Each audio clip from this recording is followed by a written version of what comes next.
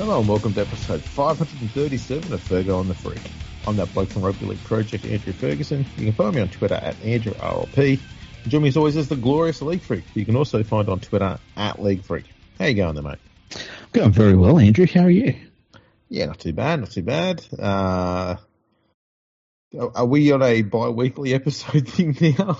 Well, we had we're doing a special project which we recorded a few hours worth of it.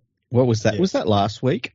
Yeah, last Wednesday. Yeah. So for listeners, it sounds like we didn't record, but we actually did. And it's a special project which we will get out in the next couple of weeks, I would say. Yeah, and we're about halfway through it. Yeah.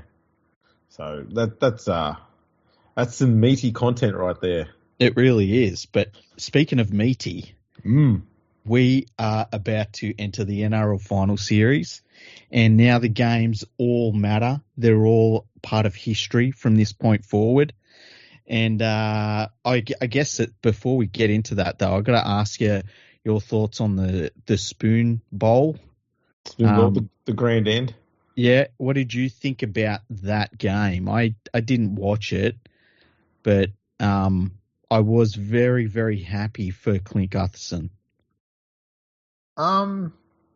It started out with the elite level clusterfucks that I fully expected, and it was delivering it on both sides. Mm-hmm. They were just making some crazy, random, stupid shit. I think at one stage, the Tigers from a restart kicked the ball dead in goal on the full. And the next time that after the Tigers scored a try, Parramatta then did the same thing. I'm like, that's fucking epic. I love it. Stupid turnovers, passes on the sideline. There's just stupid play. It's just absolute insanity everywhere. And then for some unknown reason, Parramatta decided to ruin the whole fucking thing and start playing actual football in the second half, and it fucked it all up. All going great. What a bunch of bastards. They are. And so they deserve to actually be handed a loss. If they had have got the wooden spoon, it would have been the first thing that a lot of those Parramatta players had ever won in their careers. And they couldn't even do that. Yeah.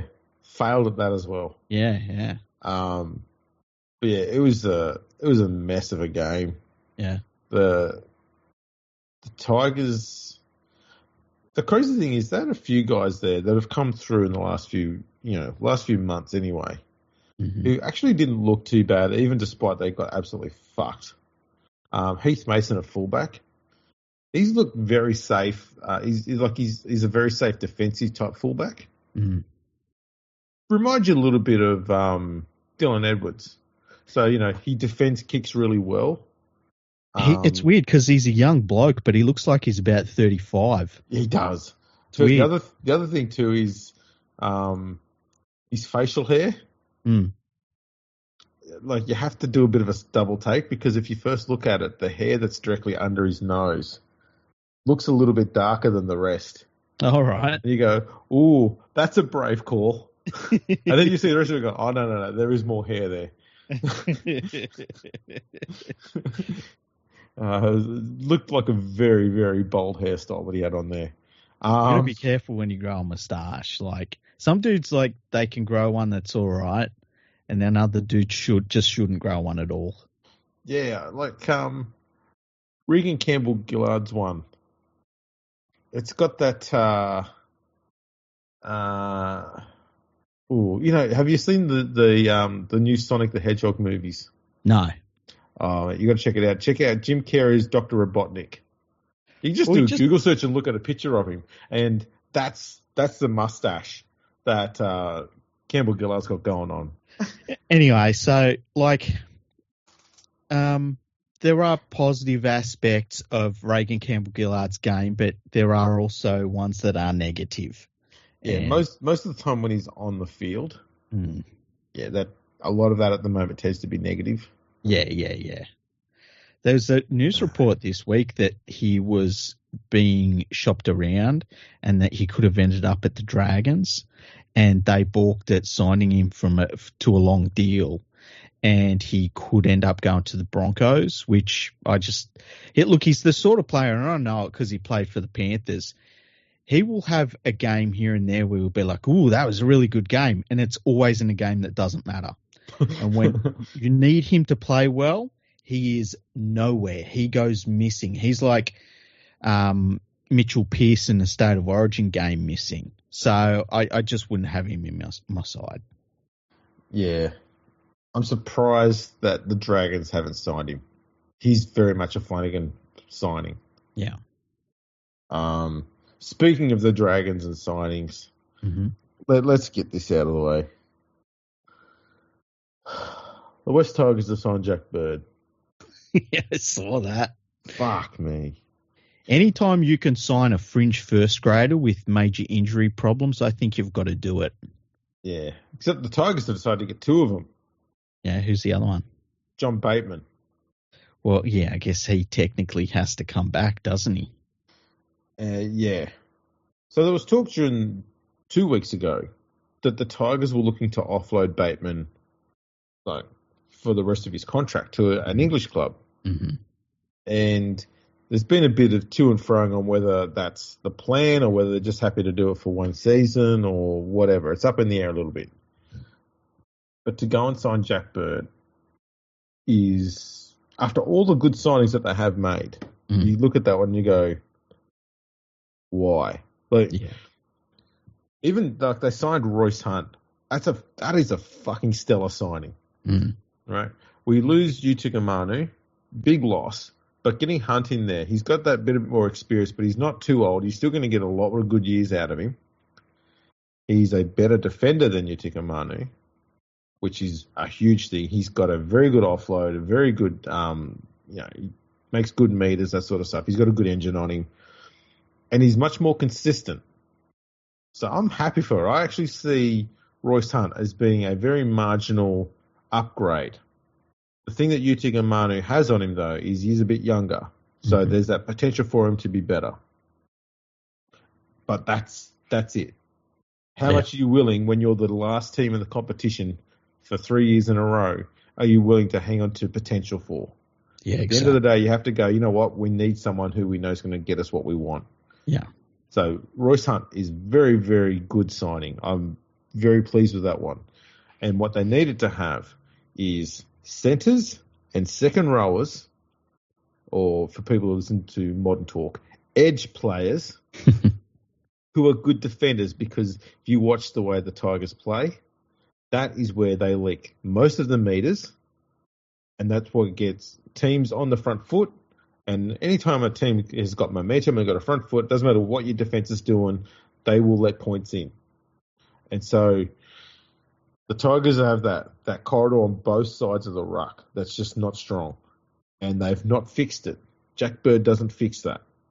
And I've seen a few Tigers fans, as you get whenever, every club's got them.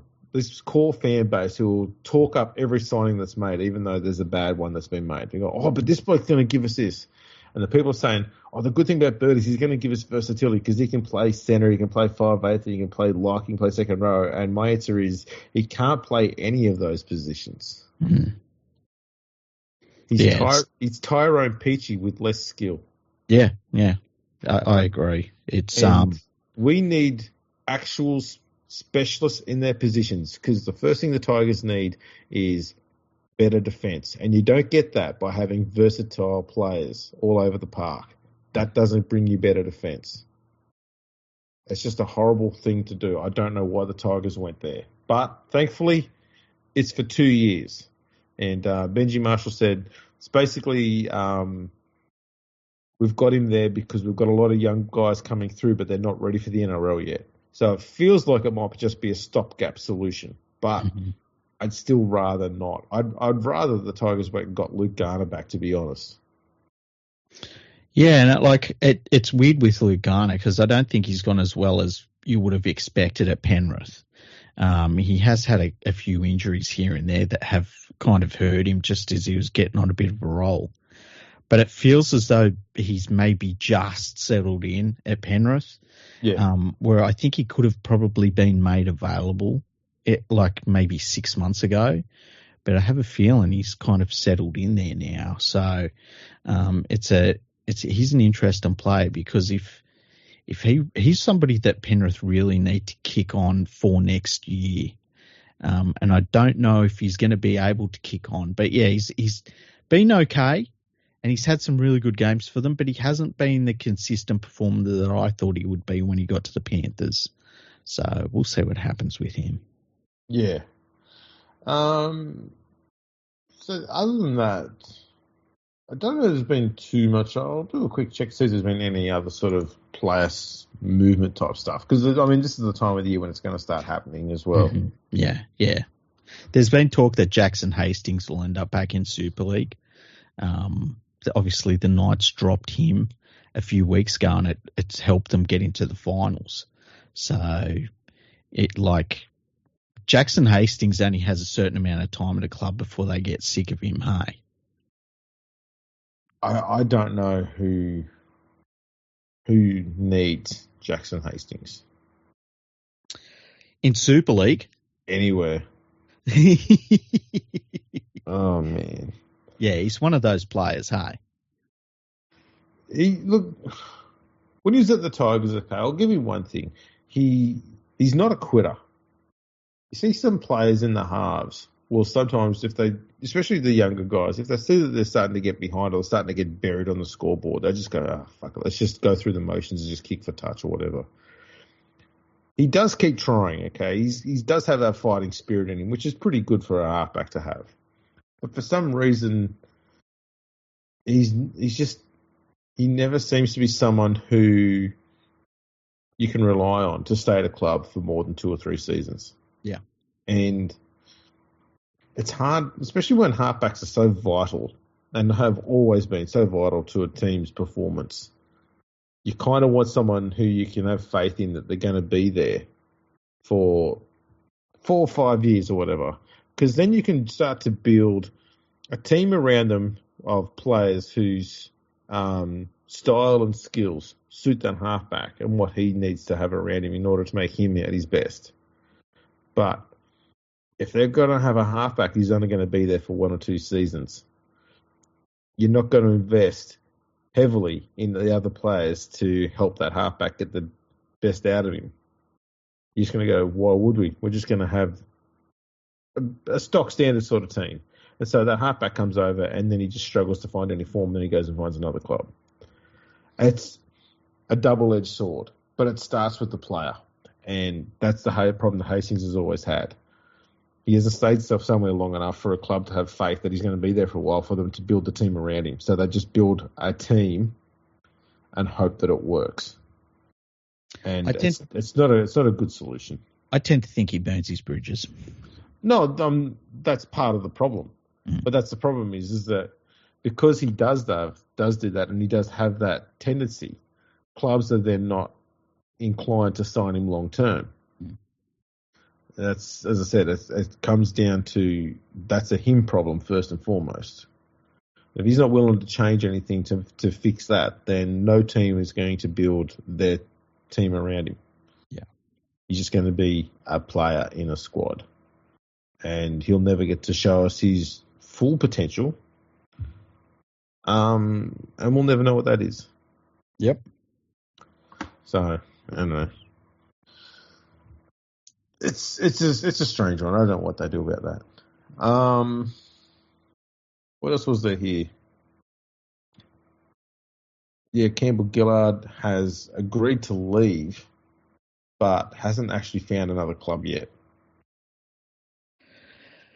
I think he will end up he'd be all right for the Tigers. I know I've bagged him, but he'd be all right for the Tigers just for a year or 2. Well, I tend to agree in the sense that I think the Tigers, there's not a huge amount of props out there in the market either.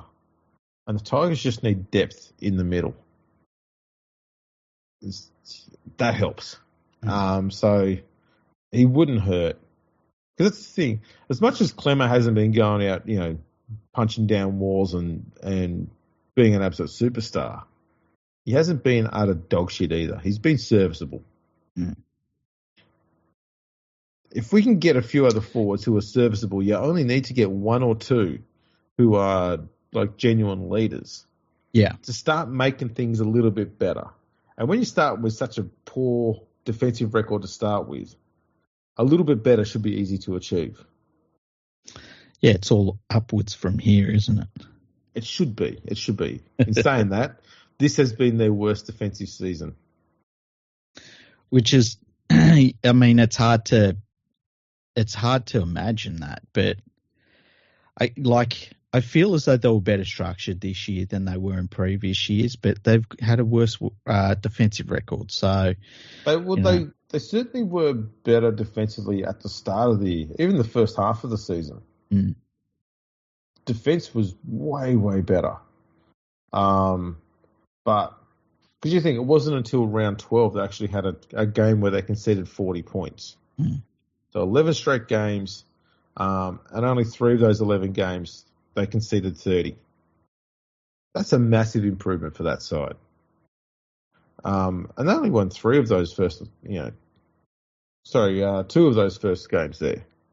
But round 12, they lost to the Cowboys 42-28, and then the points just piled on. They conceded 56 against the Dragons, 40 against the Roosters, 40 against Melbourne, 58 against Cronulla, 42 against South. That was in 4 consecutive weeks. Jeez. 48 against the Cowboys, 34 against the Knights. That was in back-to-back weeks. Then they had back-to-back wins, and then 60 against Parramatta especially in the last round of the year. I don't even care if you're the last place team. When you haven't conceded 60 points all year, why do it in the last week of the year? Yeah. Turn up, bust your ass, and you don't need to win. Just don't get fucking dicked. Yeah. It shouldn't be too much of an ask, but they've been doing it every year.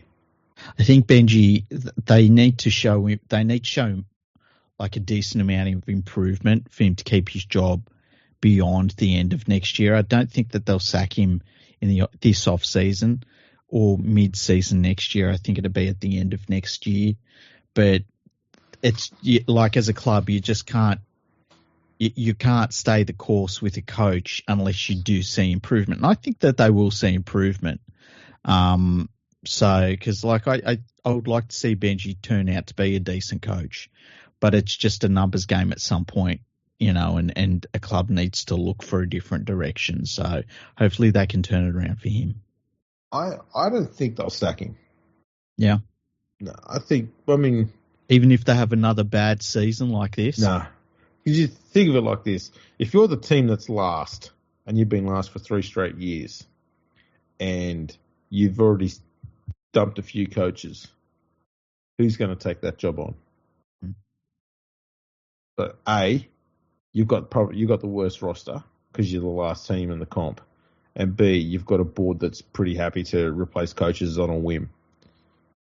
What about Nathan Brown? You've got to fix one of those problems straight away. Either start winning games or start sticking to a contract for a coach and let him see it out. Yeah, that's a good point. And so they're going to let Benji go through, mainly because he's fucking cheap as a coach. Mm-hmm.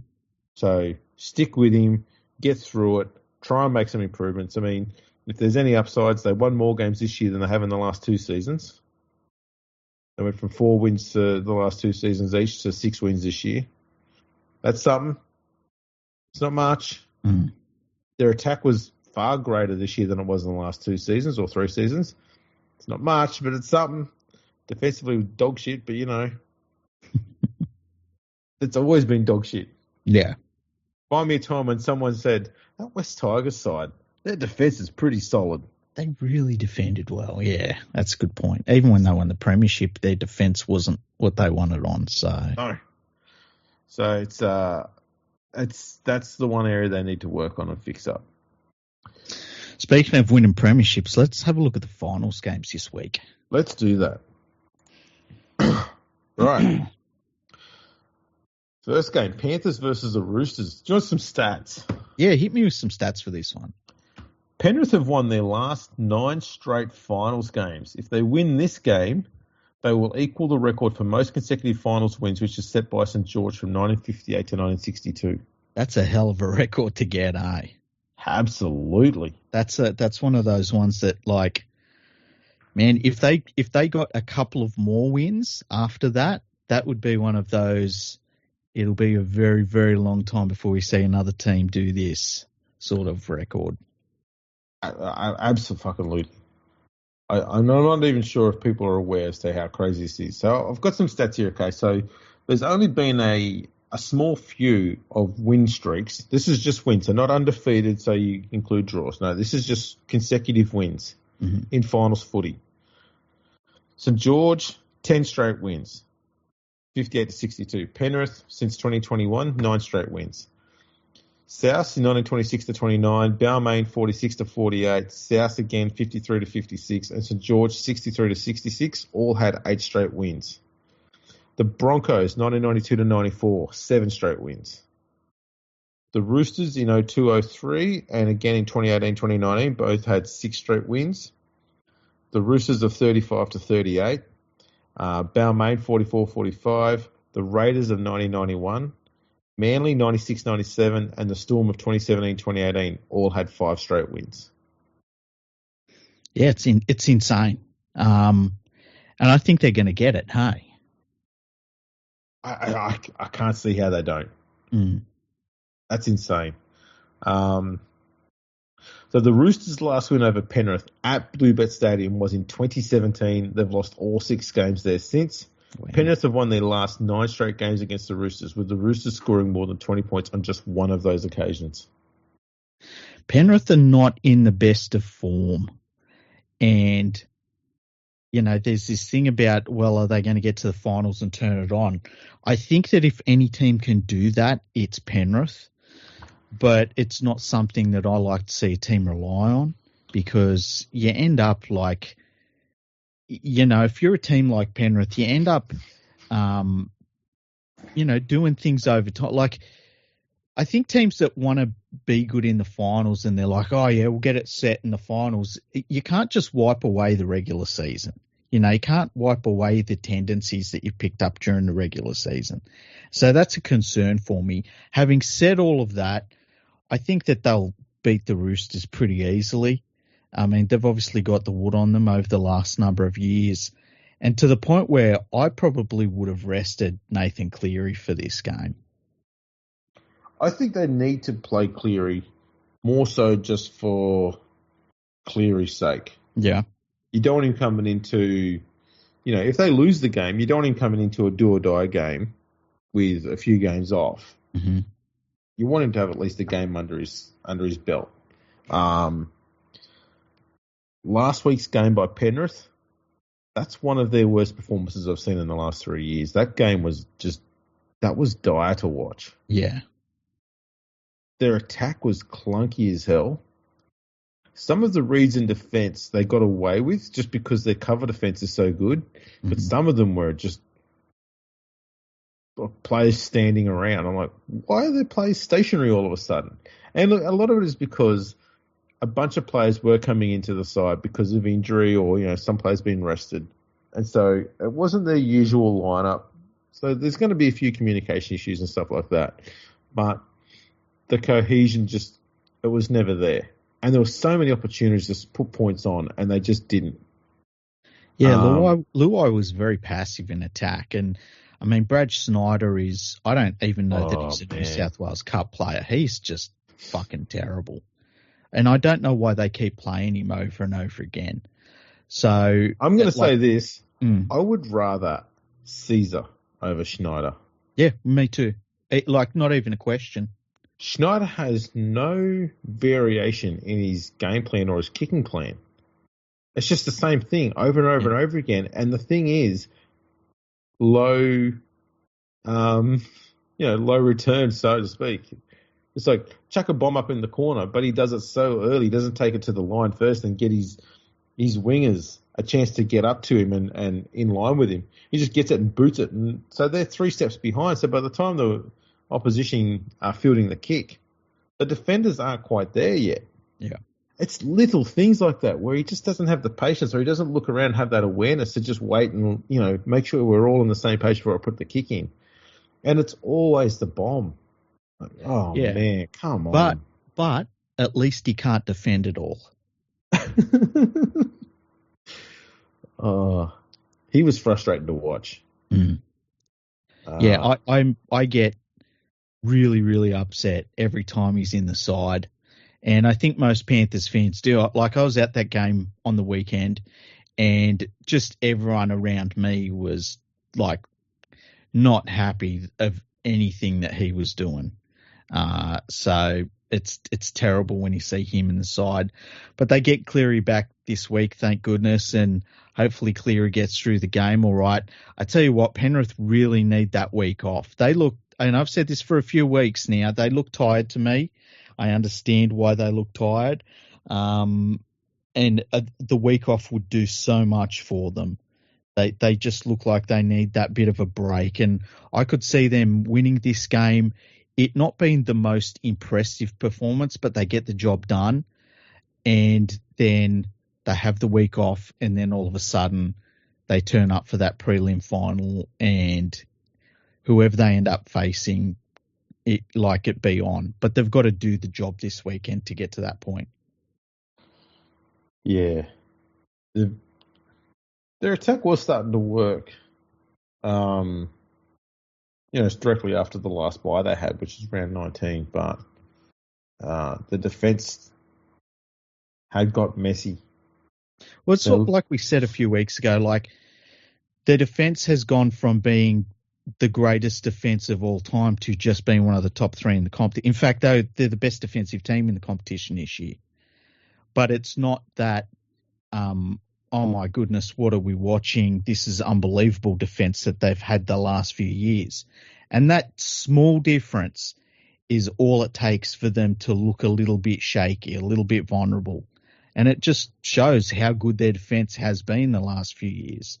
Well, I was going to say, if you look at the top four teams and you look at the average points scored per game versus average points conceded per game, for Melbourne, the difference between the average for and average against is just over 10 points. Mm-hmm. For third place Roosters, it's just under 11 points. Oh no, it's just over 11 points. Mm-hmm. For the Sharks, it's just under 10 points. For the Panthers, it's just under 8 points. Yeah. Their attack has come down a lot, and their defence has conceded. Not horrible, but the gap between them and the next best defensive team in the past few seasons was quite sizable. Yeah. But this year, it's not that far off. Yeah. I think it might be 40-odd points or so, whereas in the last few years, it was like 70, 80, 90 points. Yeah, it's like it was a typo. Yeah. I mean, just for perspective, okay, Penrith scored 580 points this year. That's 19 points more than Parramatta. Mm-hmm. It's 3 points more than the Dolphins. Yeah. You've got to say, though, they've been without Cleary for the vast majority of the year. They have, but it's just... the Sharks have been out without Hines for a bit, but they've still scored 73 points less than Cronulla this year. Yeah, true. Although I would take the Sharks' backup halves that they've used, and they've used a couple of them since Hines have been out, ahead of Schneider. Oh, absolutely. Their backup halves have actually been really good. There's been a rotation of about three of them. So, that's the difference there. But it's interesting because, we're talking about where Penrith's at and they don't look like they have done, which, it's like they don't look like the best team we've seen in our lifetime. Okay. That's fair enough. They look like a very good team amongst these. It's basically still them in Melbourne, I think. I could see where in a few weeks from now we're like, oh man, what were we talking about? That's absolutely what I'm hoping for. Absolutely. Because if you went into this season any other way, you've got a team that's the best defensive team in the competition. They're on a 3-game win streak, and they're getting the best player in the world back this week. It's a good bad position to be in, Absolutely. So and I expect that they will be much better very, very quickly. I hope so. Can't deny though that the Roosters' attack has been pretty handy all year. Mm-hmm. I mean, best attack all year. So, they've averaged just under 31 points a game this year. So that's going to test the Panthers' defense, which hasn't been its usual impressive self. So they need to make sure, and this is all they've got to do. If they turn up with a strong defensive mindset, they'll do the Roosters comfortably. Yeah. Because the Roosters will get frustrated and they'll start making mistakes. Yeah. But if they let the Roosters get even 2 tries on them early, it's going to be a struggle for them. Not going to say they'll lose, but they'll have to work a lot harder than they otherwise should have to win that game. Well, I'm going to tempt fate. I haven't rated the Roosters all year from day one. Mm-hmm. I didn't rate them when they were putting big scores on terrible teams and struggling against teams in the top 8. I think that it's a first round bye as far as I'm concerned. I wouldn't have played Cleary. I think they'll beat them easily, comfortably. And I'm not saying 40 to whatever. I think it'll be like 36 to 22, something like that to Penrith. I think it'll be lower scoring, but I think Penrith will win. I'm going to go something like Penrith to win 20 to 12. Okay. Yeah. Next game, Storm versus the Sharks. Sharks have won just one of their 9 finals games since they won the 2016 grand final. It's like they're missing a little something, hey? A little bit of special sauce or something like that. Nicho Hynes has yet to record a win against his former club, the Storm. That's not a huge thing, really. I mean, there's plenty of teams haven't beaten the Storm. It's interesting. The Sharks don't have an atrocious record in Melbourne. Mm-hmm. In regards to every other team's record in Melbourne, I think only the Bulldogs and Canberra have got probably reliably decent records down here where it's close to 50% success rate. Yeah. And the Sharks have had some recent success over the Storm. They've been better defensively this year than the Storm on when you're looking at raw stats. Not by much, but just by a little bit. So I would be surprised if defensively they're both kind of about the same. I expect this to be I'm going to go with a Storm win, and it will be comfortable-ish, but won't be a landslide. I'm guessing something like 22-10 or something like that. Yeah, this is a game where I think the Storm they're obviously going to turn up and be on. Craig Bellamy always has his team ready to rock and roll. But if they're off their game a little bit, I could see where the Sharks worry them to a certain extent. I don't know that they'll be able to actually beat them because Nicho Hynes hasn't proven to be a closer in his career so far. And I think you need to do that in the finals. So I think that's where their downfall would be. So I'm leaning towards the Storm, but I think that this could be a closer looking game than a lot of people expect. But I think that the Storm will get the money. Yeah. Next game, Cowboys v Knights. This will be the first time these sides have actually met in a finals match. Oh, yeah. Cowboys have won 21 of their last 34 games against the Knights. That's since 2004. Mm-hmm. The Knights have had one win over the Cowboys from their last 12 visits to Townsville, and that was in 2015. They've lost all 8 games up there since. Oh, wow. I mean, just going into this one, not knowing them stats, I just can't rely on the Knights at all. The Cowboys still have some finals experience in their team, and I think that would be enough in most circumstances. But yeah, the Knights they can run very hot and cold. And I think that, you come into the finals, you can't rely so much on one player like they do. Yeah, look, and the thing is the Cowboys' attack has been pretty fucking amazing the last month and a half. Mm. That's something. The Knights, though, I don't know, man. I just, at no point this year have I looked at them and gone, Yeah, I reckon they're a genuine side. Because let's be honest, the end of last week was the first time this year they've been in the top 8. Oh, no, I think there was round 11 as well they made it in there. But there you go. It's just the second week for the entire year they've been in the top 8. Yeah, they kind of feel like the 12th place side, don't they? and it's like I thought the Dolphins were going to get them last week, and it was a good win by the Knights. You've got to give them that. But, going up to Townsville, I can't see them winning this one at all. I could see the Cowboys actually smashing them. Yeah, I'm thinking Cowboys will do this one 30-10-ish, something like that. Yeah.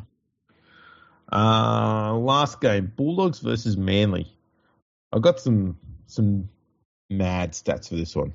Okay.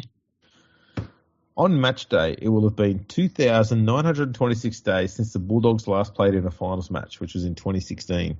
Wow. And 3,291 days since they last won a finals match, which was in the year before. It's also their second longest finals drought behind their 1948 to 1959 era. Wow. On match day, it will have been 4,037 days between Luke Brooks' debut NRL game and his debut finals appearance. That's even more impressive. And the Bulldogs have won their last 3 finals matches against Manly. Manly's last finals win against the Bulldogs was in 1976. Wow. And that's their only finals win against the Dogs. This is a weird one because the Bulldogs, I would normally lean towards the team that's better defensively, which has been the Bulldogs this year. Yep. But the last few weeks, they've looked terrible. Their last 2 weeks, they have been atrocious defensively. Yeah, and then like the Manly Sea Eagles, I don't rate them at all, but they can pull out these weird performances where it's like they can almost beat anyone on a specific day. So I kind of want to lean towards the Bulldogs, but it's more likely that the Sea Eagles are going to win. Yeah, I'm going to lean towards Manly on this one. Yeah, I think is Tom Trbojevic back? He has been named to play fullback. He would be back, yeah, because they were going to name him last week. If it was, they were saying he would have played last week if it was a finals match. So, I think I'm going to lean towards the Seagulls. There's going to be a huge crowd there at Homebush Bay for this one. So that might be something that'll help the Bulldogs through. It's going to be a really cool game to watch. I think this one has the most scope for being a chaotic, really feels like a finals game, really feels like these teams are playing for this season. So I think this could be the most fun game of the first round of the finals. But yeah, I think I'm just leaning towards the Seagulls. Yeah, likewise. Will be interesting. I agree. It's probably going to be the game to watch. I think the other ones you kind of have a bit of an inclination as to who you think's going to win, but this one's it's a genuine bloody crapshoot, to be honest. Yeah. So I think we picked all the exact same teams, didn't we? Yes. So what would happen if we picked the Panthers to win and the Storm to win? They would have the next round off and would go straight to the preliminary finals. Correct. The Sharks and Roosters would go on to round 2 because they were top 4 teams, so they would get a second chance for the Roosters and Sharks. Yep, and they'd play the winners. So they would play the Cowboys and the Bulldogs. Who would play who? Did they have that set out yet, or? Yeah, I'm just going to go to the there's a ladder predictor thing on here. Does it still let you do that? It does. Okay. So we're going to go with Storm, Cowboys, Manly, and Panthers. Yep. Okay. So now we go to finals week 2. That would mean that the Sharks will play the Cowboys in Sydney. Mm-hmm. I'd go the Sharks on that one. Yeah. Cowboys are just not that great in Sydney. Yeah, that's the thing. You're right. And Roosters versus Manly. Ooh. I think I'd go Manly. See, I'd probably go Roosters because I don't know if Manly's got 2 good games in a row in them. That's a good point. I think I'd still go Manly. I think the Roosters done. All right. Well, it doesn't matter which one we go because we're going to see who's got what in the final. In round 3, Melbourne would play Roosters or Manly. Yeah. So Melbourne's winning that, and Penrith would play the Sharks. And they're going to win that. Which means we've got Melbourne versus Penrith in the grand final. Which we could have picked at the very start of the year. We've wasted a whole year playing footy. Well, we haven't wasted a year. We need to find out whether the Tigers could avoid the spoon. Yeah, true, and they couldn't. Yeah, that's right. It would be. If that ends up being the grand final, it's going to be interesting. There's a lot of history on the line. There is, and it's like if the Storm ended the Panthers' run, it'd feel fitting because they bookended them. Yep. And if the Panthers won, it's like we're in new territory, really. Now, all of a sudden, they go from being in the mix with a few teams to a handful. Yeah. There's a South side in the 20s and another one in the 30s to 50s. That Great Dragon side, and that Parramatta side of the early 80s. Yeah. Basically, that's pretty much it. Yeah. Pretty elite class. Yeah, it's been incredible. Look, if they went out in straight sets, I would not be upset. It'd be disappointing, but I wouldn't be upset to be able to go through it as being beyond my wildest dreams. And you heard me a couple of minutes after last year's grand final. That was just I'd done everything. I'd done everything in rugby league. I'm good. There's nothing more I need. So if they win it this year, it'd just be like, oh, wow, that's insane that they did that. It wouldn't be the same sort of, unless they come back from even more points. Oh, gee. Just make it harder and harder every year. Yeah, they just make it difficult. I remember talking to Nadine and about all of these games that the Panthers have played in, and we both felt like when they won against the Parramatta Eels and it was basically over with 30 minutes into the game, that's the best way to win a grand final, because you're relaxed, halftime is really chill. You get through about 10 minutes after halftime, and as long as the other team hasn't come out rampaging, you've good, you've got it. That is a much calmer way to watch a grand final than what happened last year, where for the last 10 minutes, there were points in that last 10 minutes where I was on the ground facing away from the TV with my head against the wall, just hoping that Nathan Cleary was going to kick a goal.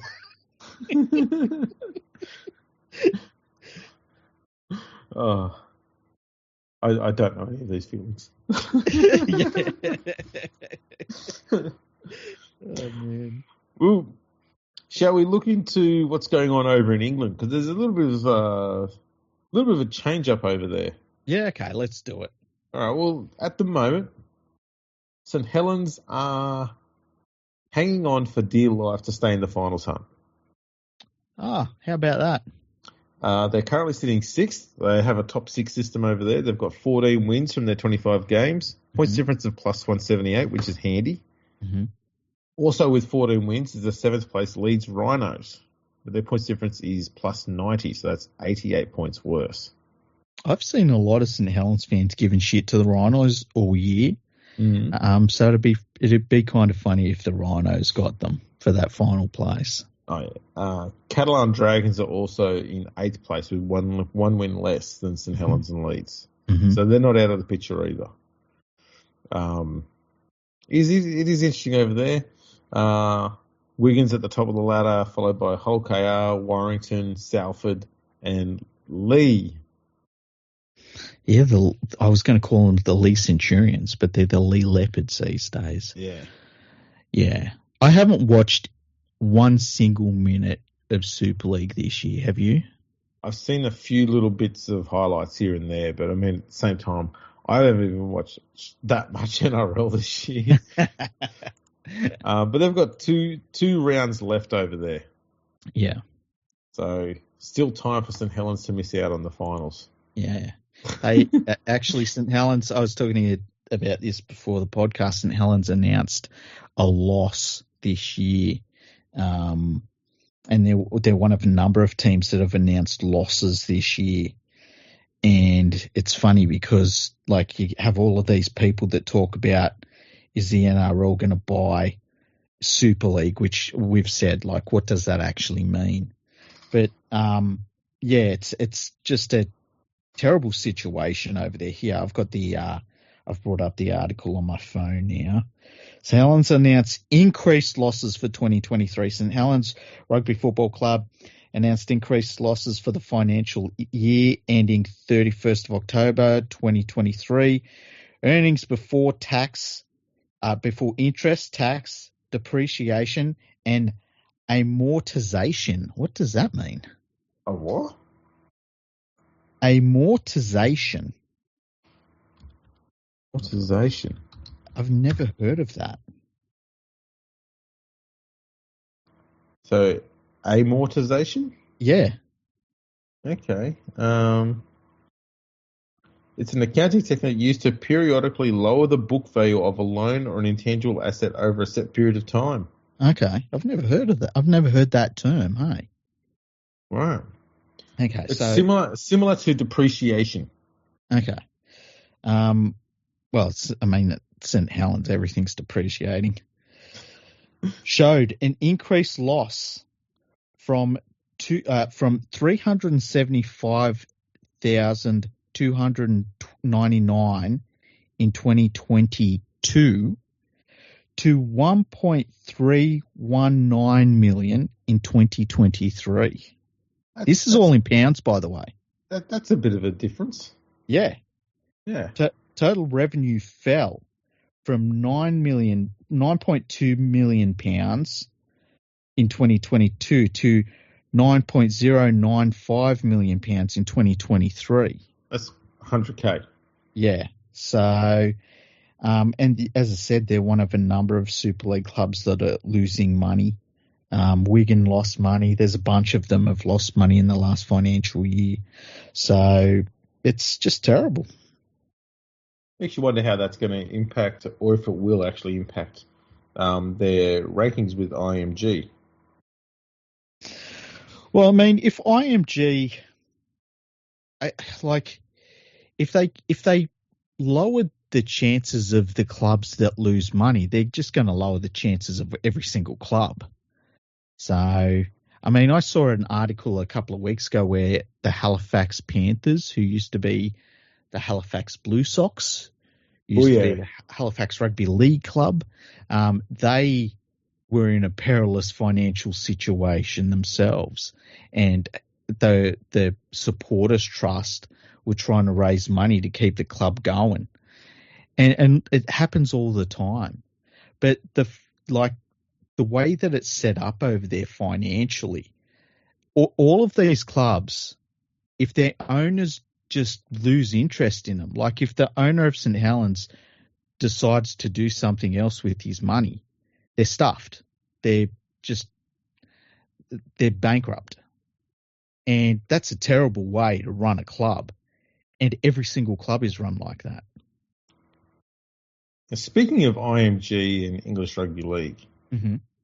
Hunslet CEO Neil Hampshire has had a bit of a whinge about the IMG grading systems. And he states that on-field performances should be paramount. Here's his quote. Performance on the field should remain paramount. Promotion and relegation are and always will be the lifeblood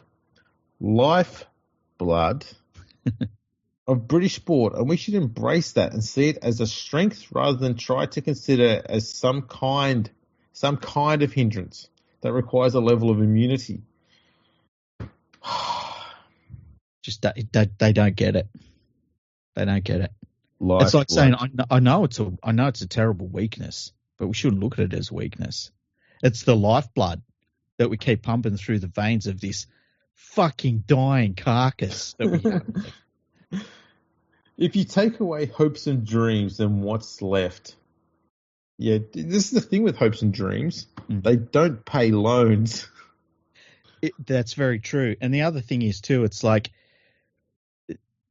it's a weird outlook because they'll be like, if you take away the thought that my tiny little club in my tiny little town that is down the ladder of all of the leagues can't one day rise up, well, why would anyone play this game? It's like, how about that rugby league's a really cool sport to play? Like, are you saying that your club and its identity is more important than the actual sport itself? Because that's what they're kind of saying when they say that stuff. Yeah, it's all very selfish and inward looking. Yeah, and it's not based in reality. Like, if the best player in the world turned up and he just happened to be a Hunslet local, guess what? He's not going to stay at Hunslet. He's going to go up to the big leagues in Super League, right? So that's just not how modern sport works. It's not even how sport used to work in 1895. Yeah. You know, the best players didn't stick with their local tiny club. They went and played in the big league. Well, that's exactly right. Whether that big league be in England or in Australia, Yeah. that's where they went. Yep. It's just it's not based on reality. And that's the problem with English rugby league. They base so much of their setup. It's not based on the real life issues that face the sport. And that's why nothing improves, because nobody over there wants to face up to what the real issues are. They're all bullshitting around and trying to find the magic bullet and, you know, trying to find some genius marketing idea and say, you know what, the only problem is we don't market the game. Let's get some fucking guy from darts or boxing to market it for us. And they all think that that's going to, you know, turn things around, and it's not. They don't even know what they need to do. That's the problem over there. I've been ranting about this shit for 20 plus years. It's crazy. You're well versed. I know, that's the thing. That's why, like, I got sick of talking about it, and that's why when I get these things that are brought up, and it's like, man, I was talking about this shit. Like, I was talking about the financial situation of the Bradford Bulls when they were over there winning everything, and they were hardly making any sort of profit. And I was like, man, they are spending a lot of money. As soon as they stop winning things and their crowds start falling a little bit, they're still going to have to spend this money on these teams that they've put together. And as soon as that happened, they went bust almost immediately. And no one looked at it and was like, wow, that was terrible. That was detrimental to the game. Maybe we should put some measures in place to make sure this never happens again. Nah, still going on. You know what happened? The Rugby Football League still lets these teams have marquee players that they can sign. Yes. And they don't make any money, and yet they can spend money on marquee players. What the fuck? It's a circus. Yeah, it really is. It really is. Out of curiosity. Yes. Do you want to know who Adrian Lam thinks are the 13 greatest players he's ever played with? Yeah. Yeah. Let's guess some of them. Oh, you've already got the list. Well, I know what they are. Okay. I'm happy for you to guess. So, fullback. I'll just tell you whether they're like what country they're from. Well, they're okay. Because he played in both countries. Okay. All right. So, fullback is from Australia. Fullback that he played with, Adrian Lam. Is this at all levels? Yep. Okay. Darren Lockyer. Correct. First winger from England. Ugh.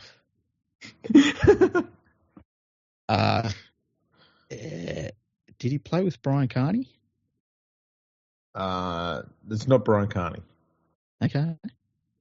I can read out the comment he makes about the person, so he doesn't actually say who they are. Okay. Not the biggest player in the world, but on his day was incredible. Just his footwork and his acceleration off the mark could beat any player at any time. Jason Robinson. Yeah. I didn't think that he would have played with Jason Robinson, hey?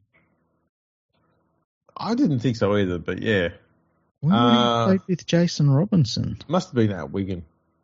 Yeah, but he didn't go to, like, Jason Robinson. Man, that I just would never have thought he played with Jason Robinson at all. First centre, Also from England. Oh, wow.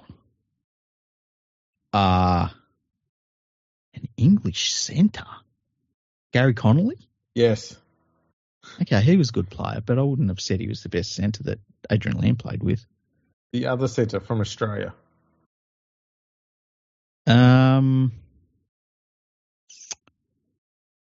He says, he was probably a better winger, but I wanted to try and fit him in because when I played at the Roosters in Queensland, he was brilliant in his work rate, with his work rate.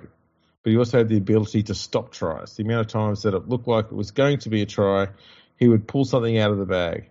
His speed was unbelievable, had great acceleration, and one of those players that would just turn up and support you and score tries.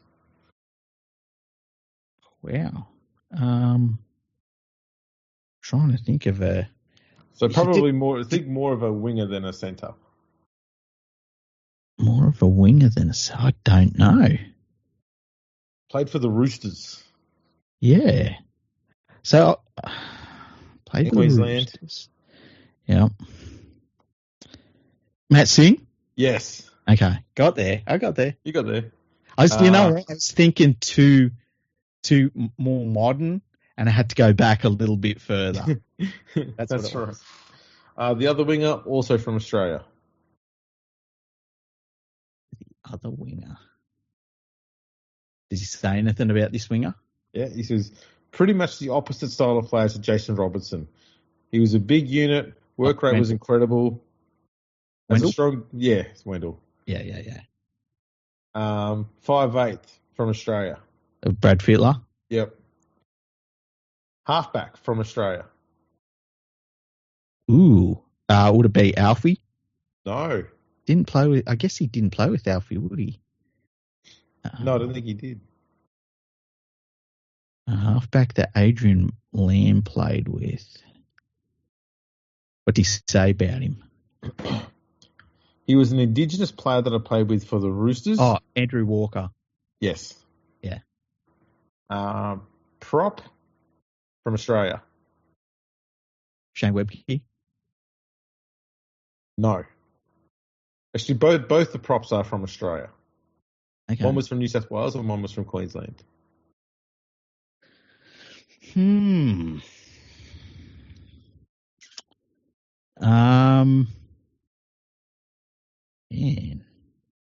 What did he say about one of the props?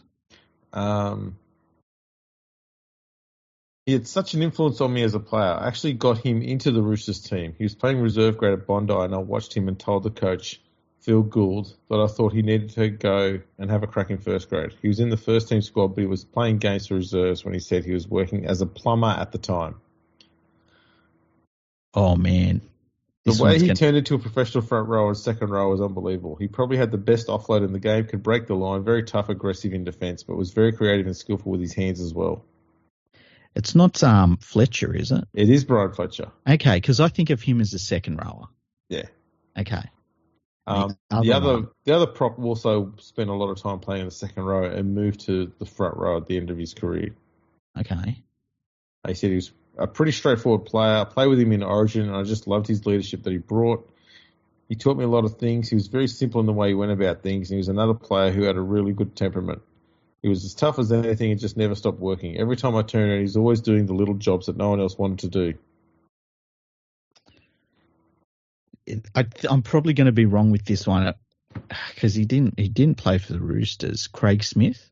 No. Mm. Played for the Bears. It's not Gary Larson. It is Gary Larson. Okay, because I think of him as a second rower too. Yeah. Hooker from England. From England. That's hilarious.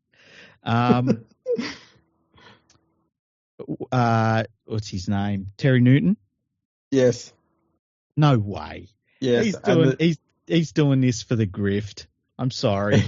And he started out by saying, you remember, he's mentioned Darren Lockyer and Brad Fittler. Yeah. He says of Terry Newton, the best player I've ever played with.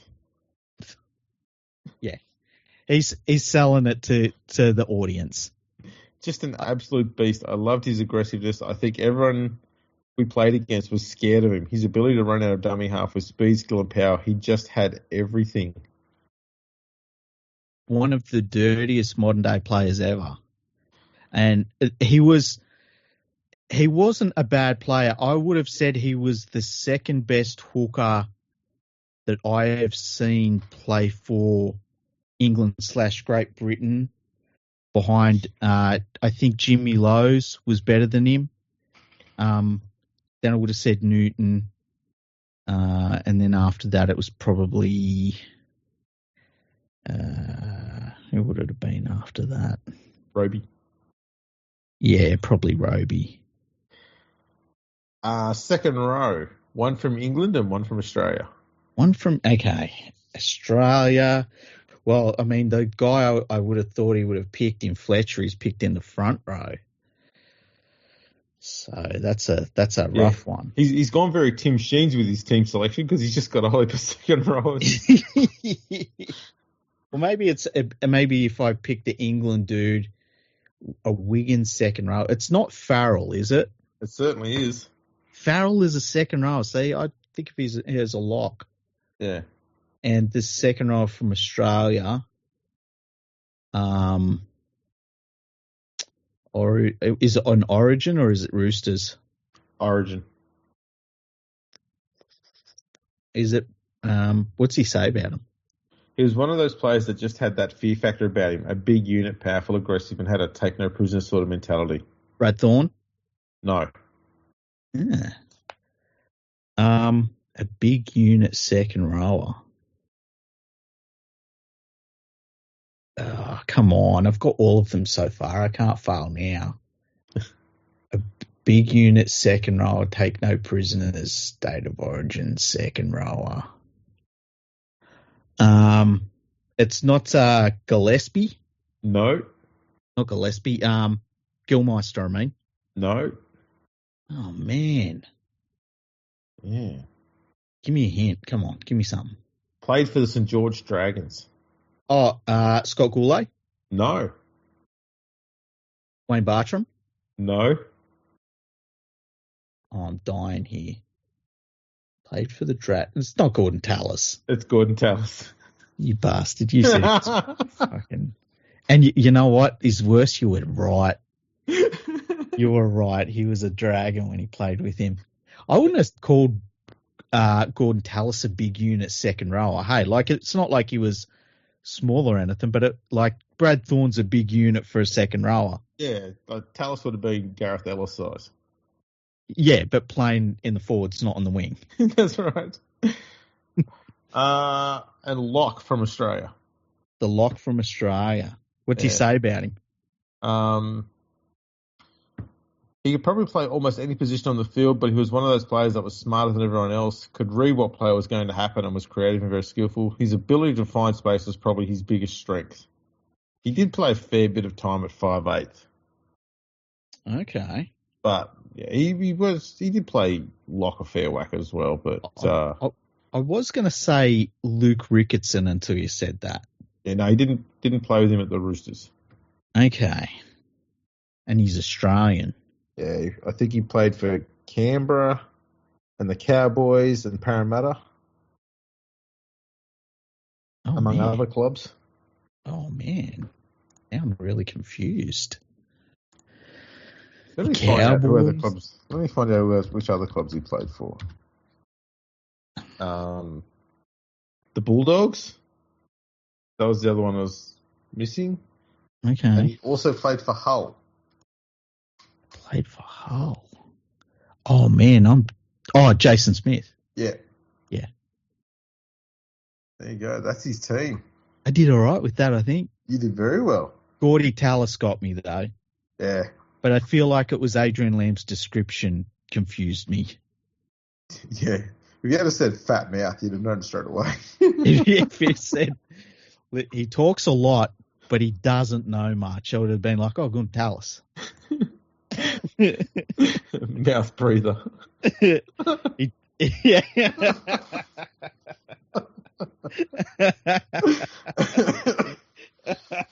That's terrible. I think that was my son who said that. Just says mouth breather. It's like, oh, good, tell us. I knew straight away. There's definitely something there. Like, it's hard to argue with what he says are the best players he's played with, but I think that it's definitely something that he aimed towards his audience. Yes. Like, he knew what he was doing. Yeah. You see those people every so often where, you'll see them say something in the English media, and you'll be like, I'm sorry, what? So I'll have a look at some of the players that he played with here who he didn't mention. Yeah. To see if you think they should be included. And I'll just mention the ones who played, a bunch of them that played 50 or more games. So Luke Ricketson, he played the most games with anyone is with Luke Ricketson, 132 times. I thought he would have said Luke Ricketson for sure, hey? Yeah. The next one that he didn't mention was Terry O'Connor. Terry, man, he was a real good player. Next one, Chris Radlinski. Yeah, I was a little shocked that he didn't say Radlinski to play to the English audience. But It's hard to go past Lockyer. Yeah. Mick Cassidy, David Hodgson, Brett Dallas, Simon Benetti, Craig Smith, who you mentioned, Brian Carney, another one you mentioned. I was thinking Simon Benetti, hey, because he was a pretty handy player. He was. And one of those guys that probably gets forgotten, but he was a really solid Roosters player. Yeah, absolutely. Mark Smith, Shane Rigon, Sean O'Loughlin, Ivan Cleary, Jack Elsgood, Paul Johnson. I thought Ivan Cleary might have been in there, hey?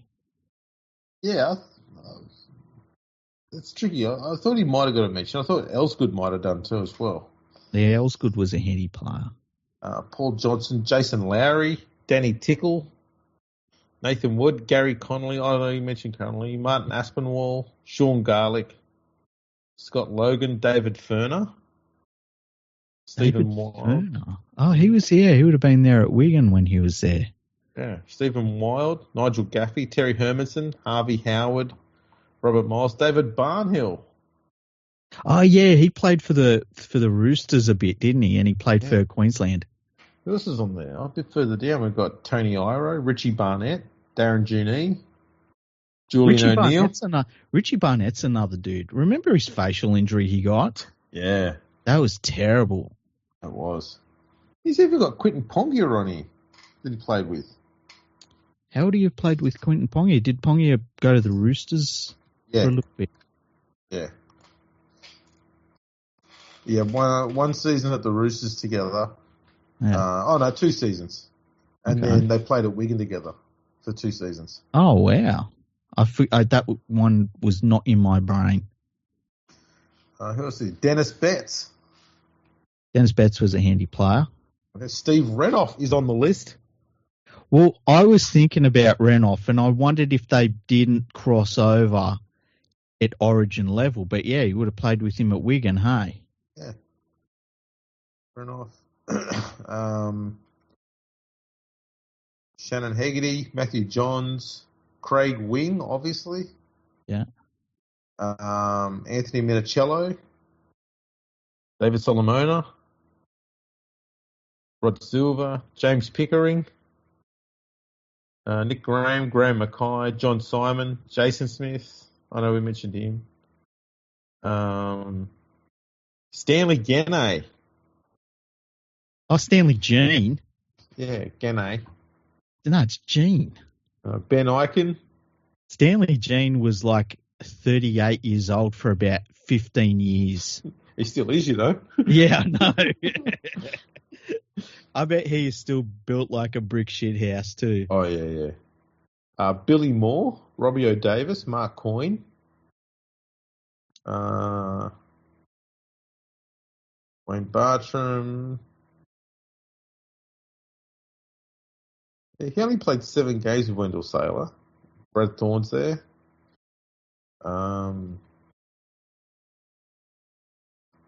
Nathan Blacklock, Tony Carroll, Craig Greenhill, Jason Hetherington, Martin Lang, Adam McDougall, There's a bunch of dudes that, like, it's surprising he didn't have there. He even played 5 games with Dale Shearer. Really? Where at? Would it be North Queensland? No, it was for the Roosters. Remember, Shearer played 1997 with the Roosters. I don't remember that, hey? Yeah. Well, I mean, it's hard to keep track. Shearer played for everyone. Yeah, that's the thing. Shane Webke's on there. Yeah, there's a bunch of players that I'm surprised he didn't select ahead of the guys that he did. Yeah. He's played with quite a decent list of players there. It's interesting. He's got a funny crossover time as well. Yeah, because he started just before the Super League war, or Super League season, sorry. So I think he started in 96 and went all the way through to into the 2000s. Was selected for Queensland despite being born in Papua New Guinea. Yes. And basically not qualifying for any way, shape or form for Queensland. He was raised in Brisbane at the age of 7. Which I don't know if that was the cutoff point or not previously, but yeah. Ridiculous that he ended up playing for Queensland, and yeah. It's funny how... sorry, he did start his career in 94, not 96. So he started a lot earlier than I realised. Because he played in that 95 series, didn't he? That's right, yeah. Yeah. Go through that team. That's an interesting team. The 95 Queensland side. That's where that Queensland side.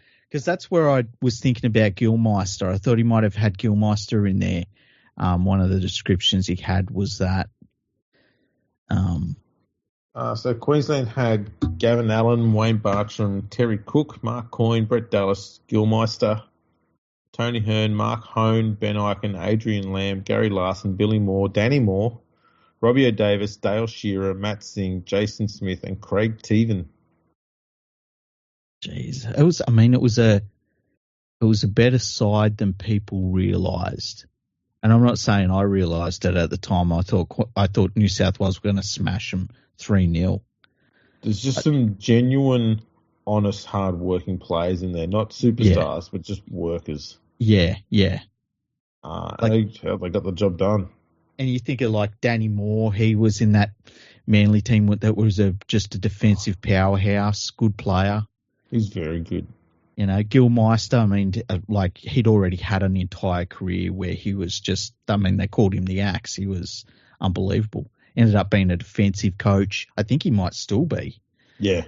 You know, Lamb himself was a handy halfback. But yeah, so many, as you say, so many like honest toilers. And that New South Wales, like say the New South Wales team, because the New South Wales team was packed with talent. And they didn't win a game. They used 5 more players too, by the way. Who New South Wales? New South Wales, yeah. Yeah, we always do. So they had David Barnhill, Tim Brasher, Mark Carroll, David Fairley, Brad Fittler, Greg Florimo, David Hall, Craig Hancock, Paul Harrigan, Terry Hill, John Hopewadi, Andrew and Matthew Johns, Brad Mackay, Paul McGregor, Steve Menzies, Adam Muir, Dean Pay, Brett Rodwell, Matt Sears, Jim Sedaris, Jeff Tuvey, and Rod Wishart. Yeah. You'd still pick that team ahead of that Queensland team, and yet they couldn't beat them. Absolutely. And not one of those New South Wales players was aged over 28. Mark Carroll was the oldest one at 28. Oh, really? And Queensland had a few. To be fair, David Barnhill looked 40 his entire career. Oh, absolutely. Absolutely. He might be the last of the proudly bald players that just let it like the top go, kept the sides. He was one of those remarkably skilled players. And my mum, she goes for Queensland and Origin, and she absolutely hated him. Yeah. Not because he was grubby, but because she knew how dangerous he was. It was a hatred born out of respect for how good he was. Which always fascinated me. Not him. Who would you compare him to these days? Because he was He was really, really, really mobile for a second rower. I'd probably say Yo, because he had really good footwork at the line, and he had a good passing game for a forward. Yeah. Not at the same level as Yo, but very similar in style. Good defender too, but it was just always there. He didn't have the speed that Yo's got, but he was always there, like as a support player. So just get the ball, be able to dish it at the back to somebody else who was better at, setting up plays and stuff like that. But he was just always there. Yeah. I always think of him as being a player that he'd make a break on the edge, and it was all about his leg speed. Yeah. But he was also, he was not a selfish player. As soon as he made a break, he was looking for someone to get the ball out to. He was always for the team. Yeah. And he was very, very skillful and very underrated. Yeah, he was. Wayne Bartram was another one. He was a handy player. I think he's another one that people will forget eventually, but very good goal kicker and just like a solid first grader. He played a little bit of rep football, and he played in an era where there were just so many lock forwards that if he played in a different era, he probably would have played a lot more rep footy. But I mean, in that era, you could be a top of the line lock and not even play rep footy.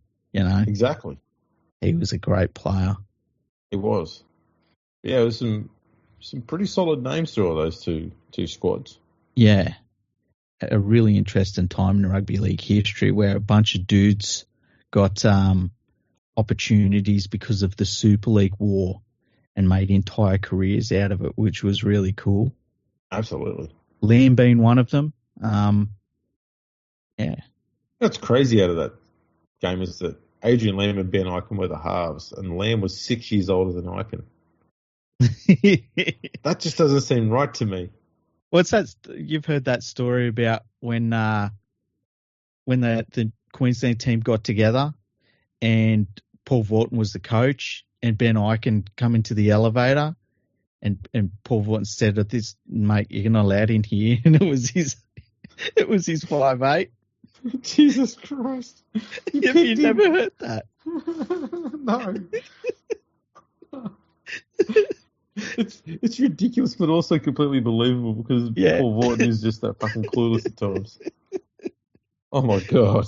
I love Paul Vaughton. It's funny because people they blow up when they hear Paul Vaughton is commentating, but I kind of like him for the same reason I like listening to Steve Roach, in that they are what they are, and that's fine.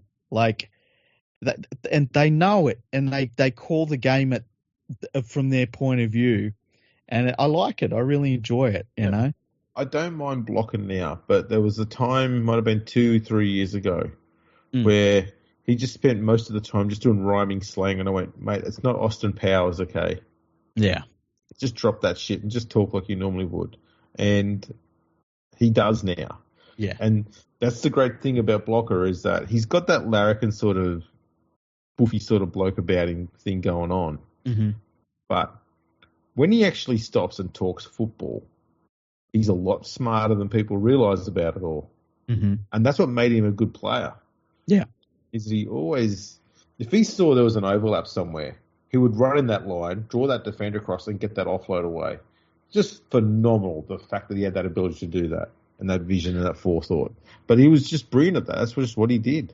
Yeah. And he looked like an old-fashioned bash and barge 5 metre forward, which he started out in the 5 metre era.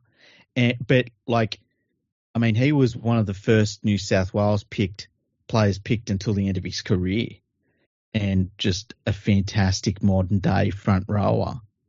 And really, the only players you would really put in front of him would be it'd be like Lazarus and Webke and maybe Sivana Siva, like that. And that's, look at that company. Yeah, no, he was a phenomenal player, and he'll always be remembered as being a bit of a fiery player and all sort of stuff. And yeah, he was all of that. But when he was on the field and playing to his absolute best, there was no one his equal when he was in good form. Yeah. He was just insane. Yeah, and one of, like, in my lifetime, definitely one of the best players for Australia. Like, he never had a bad game for Australia. Yeah, no, he was great. Sirenen was the same way. Like, any time Sirenen was in a rep team, he was great. Oh, Ciro was phenomenal, man. Yeah. Massive motor on him too. Yeah, for a big dude like that. Yeah. Oh, no, he was phenomenal. It's crazy when you think about that era. We had like someone like Blocker. We had Glenn Lazarus, a young Glenn Lazarus. We had Sirenen. We had Gaia. We had Clyde. We just an embarrassment of riches in the forwards, and that's just talking from a New South Wales perspective. Oh, absolutely.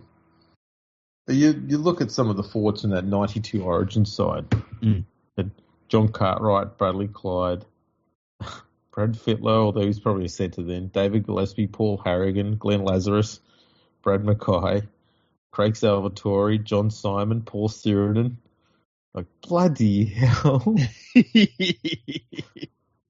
That thing is stacked. Yeah. Damn. Yeah, that 92 series, for me, was still one of those more epic ones because you just had such massively talented squads on both sides just bashing each other. Was 92 the one? I think it was 92. It might have been 91, though, where Graham Mackay kicked the ball from the sideline. He kicked the goal. No, not 92. That might have been a bit later on. Okay. I think. Yeah, because would have been Wishart and Brasher that were the goal kickers in 92. Because that was New South Wales's Mark Coyne try until the Mark Coyne try. Yeah. The game I think you're talking about was in 94. Okay. Yeah. I'll never forget that kick. That was unbelievable. Yeah, that was crazy. I guess he was doing that too with a leather ball too. It wouldn't have been synthetic back in 94 yet. I think that was more like... Yeah, that was still the leather balls back then. Yeah. Yeah, wouldn't they bring in synthetic ones, do you reckon?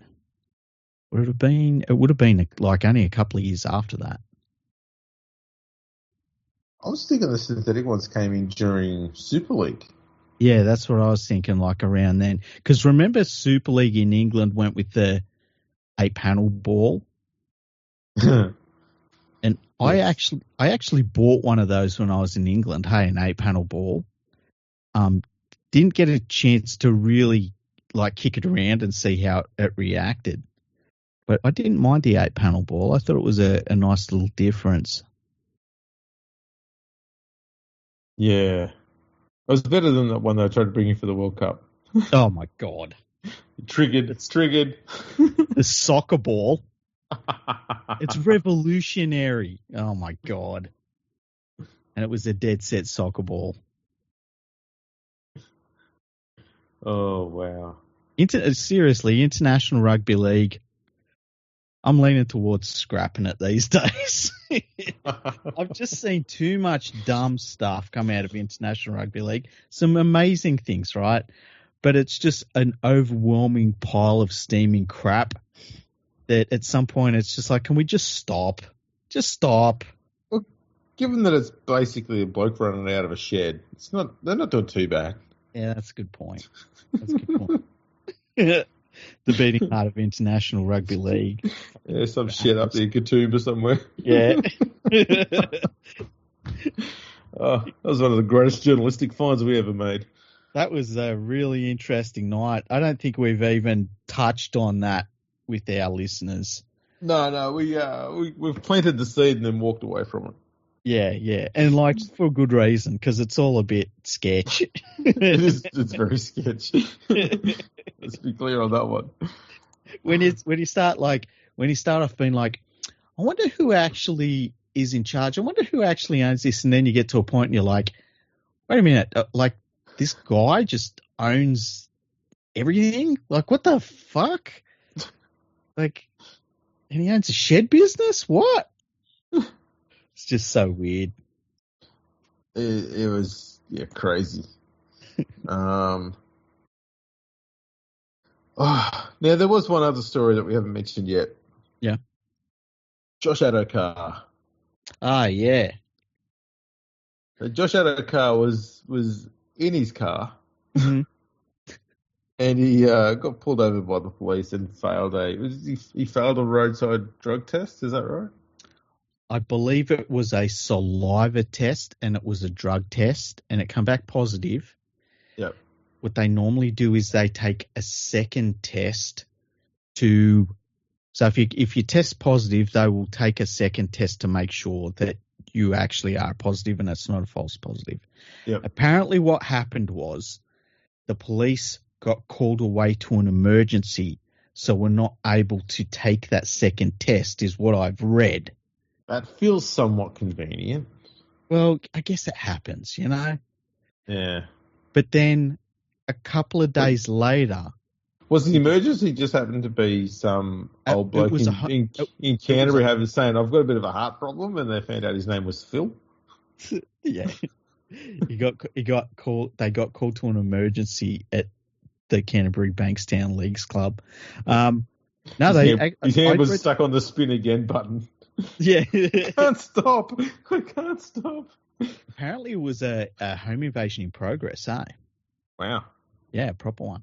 But so Josh Adokar did a test a few days later for the club that returned a negative result.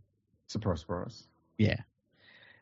It's all a bit muddied, and I think that it's obviously being muddied for a good reason, because if it's a straightforward story that's happened, it's pretty black and white, and you know.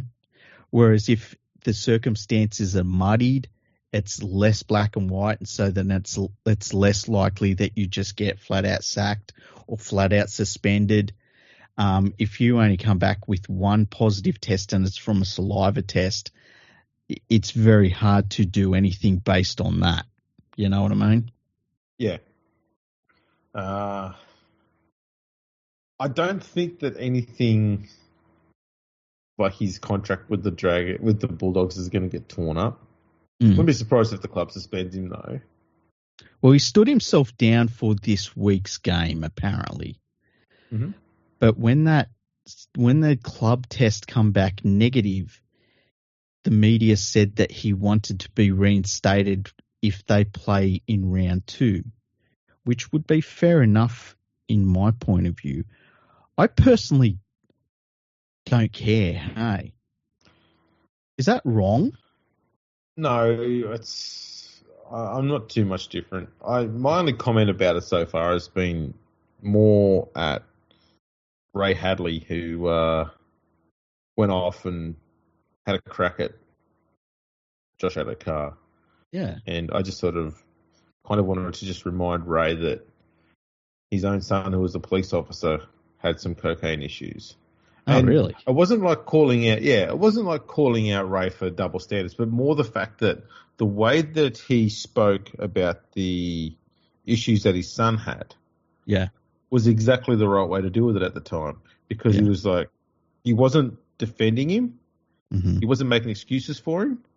He was just very clearly saying, we legitimately had no idea that he was going through all of this, and it was.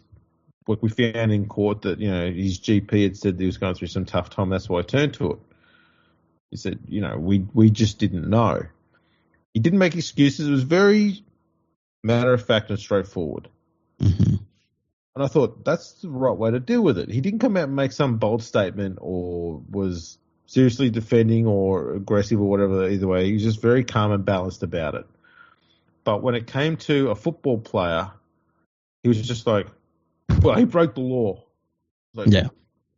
way up. Just, what happens if Josh Adokar may have been going through a bit of a dark space as well, just like your son had? Where's the consistency? So that's what I was pulling Ray up for, was I felt that he dealt with the matter with his son the way he should have dealt with all of them. And that is, you don't know if he turned to the drug because he was struggling with something and he was trying to find a way to deal with it. And so it was just one of those things where you're kind of praising Ray for the way he had dealt with it in the past, but criticizing for the way he's dealing with it now. That was my comment on it. But, I mean, that's the thing. It was allegedly it was cocaine.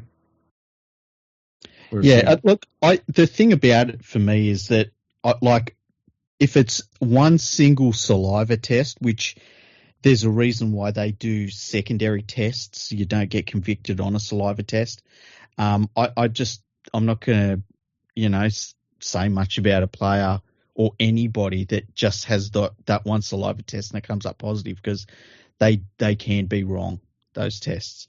I guess if he was doing anything, the fact that he was doing it leading into a first finals game is disappointing. But it's this, cocaine is a drug that gets out of your system very, very quickly. And so, that's the thing.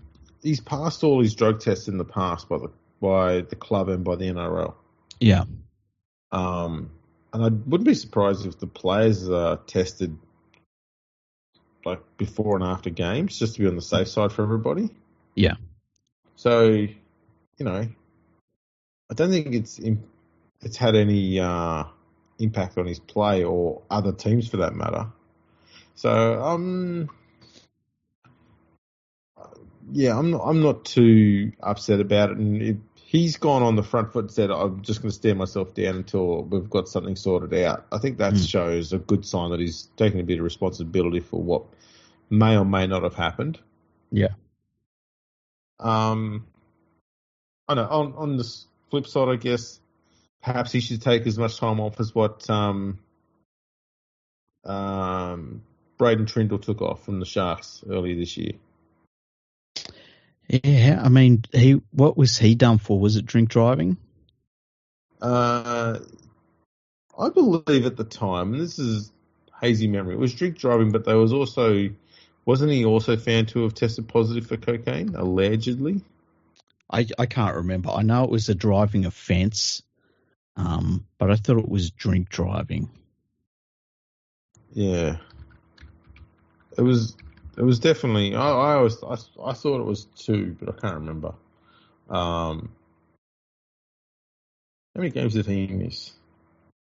6 weeks. Yeah, I mean that's a lot. It is a whack. The thing is, cocaine gets out of his system very quickly, so that's why it's a popular drug for athletes, because they use it and it's gone. But it used to be. It wouldn't come up in a test for 24 hours after you did it, basically. A couple of days you were fine. Yeah. But apparently the tests are a little bit more sensitive now. So, I guess that's something that athletes need to think about from now on. Mm-hmm. But, yeah, it's disappointing, but what are you going to do? I just can't. I can't go full into it when it's all based on one saliva test. It's based on a preliminary test in the field, and who knows? He might have, you could have a painkiller that you take, and it give a positive test for saliva, and that, as I said, that's why they do the secondary tests that are much more accurate, and he never got that test. So, well, the other punishment he's got there is that he has to go to the Western Tigers for the rest of his contracted time when the Bulldogs pay it out. I think that's fair. He doesn't get to play finals footy, so I think that's fair. It would, yeah. I could see the Bulldogs trying to move him on just because he's on a big amount of money for a winger. He is. And it's an excuse. Yeah. Well. Hopefully that's the last one for the final series anyway. Yeah, that would be nice. No scandals. It'll all come out after the grand final. Yeah. We've got some Mad Monday antics coming up this week. We're going to hear about, obviously, pretty soon. Yeah.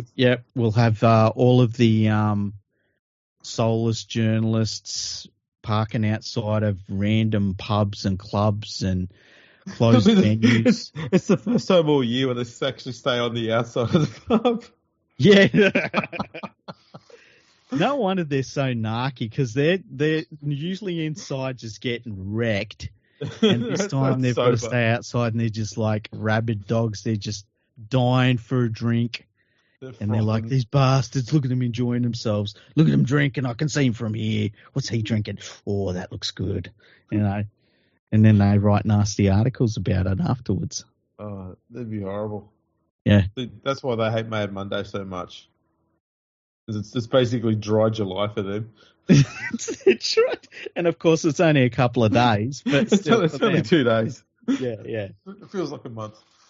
Yeah. When you get articles and they say they're out in public acting like fools and they're showing telephoto lenses and it's still hard to see what's going on. Good times. I love this time of year. Yeah, same here. Well, I guess we've covered everything. Yeah, it's been a good episode. Yeah, we'll put this one to bed. Put a bow on it. Yep. Looking forward to the footy this week. Hopefully Penrith wins. Come on, you mighty Panthers. And, just remember, you've got a little bit of editing to do. Yes. All right. We'll leave that cherry there for people to wonder what the hell goes on in the post-production, so to speak. I might leave it in. I bet you don't. I can't. Cannot. No. Anyways, thanks for tuning in, everyone. Make sure you check us out on the socials. We're on the YouTube as well. Go over there, subscribe, like everything. That would be great. And we'll catch you all next time.